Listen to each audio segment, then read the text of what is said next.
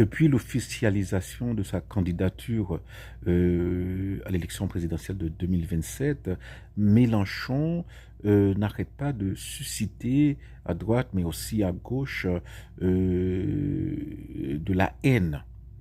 Alors, pourquoi tant de haine envers Mélenchon? C'est une haine qui est nourrie par la jalousie. Voilà. Hein.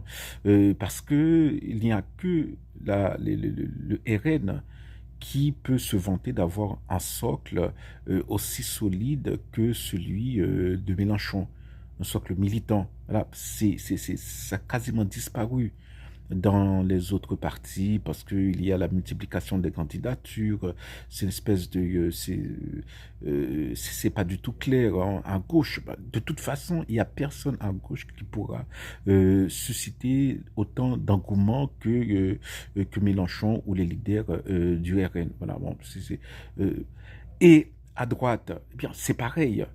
Bruno Retailleau qui est le candidat officiel de LR, c'est un homme sérieux, un politique sérieux, mais il n'a pas le charisme pour faire passer son message.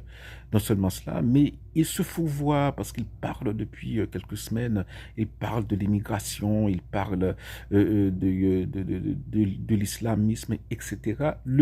Or, la droite n'est pas crédible sur ces sujets parce qu'elle n'a rien fait lorsqu'elle a dirigé la France, elle n'a pas été efficace sous Sarkozy sur ces sujets-là alors qu'elle avait promis voilà, de faire le nécessaire. Et ensuite, Retailleau a été ministre de Macron.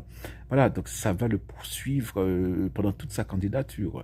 Voilà, même s'il n'était pas aligné sur Macron, mais quand même. Voilà.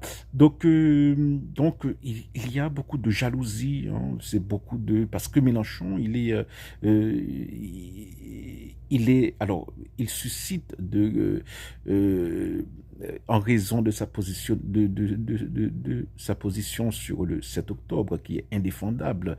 Il suscite du rejet sur ce point, mais quand même, il fait rêver les gens. Il fait rêver les gens et ensuite, bon, lorsqu'on lui demande de détailler comment il va mettre en œuvre son programme, eh bien, il répond, il donne des arguments, voilà. Alors que les autres, voilà, c'est pas clair.